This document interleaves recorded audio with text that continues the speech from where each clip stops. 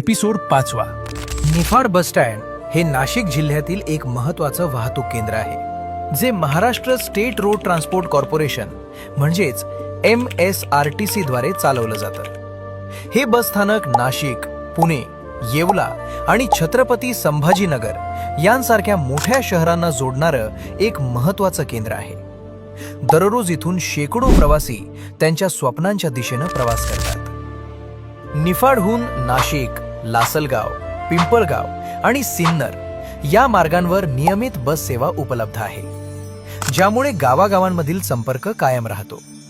इथे तुम्हाला लालपरी म्हणून ओळखल्या जाणाऱ्या MSRTCच्या साध्या बसेस पाहायला मिळतात, तर काही वेळा पुण्यासारख्या शहरांसाठी आरामदायी शिवशाही AC बसेस देखील उपलब्ध असतात.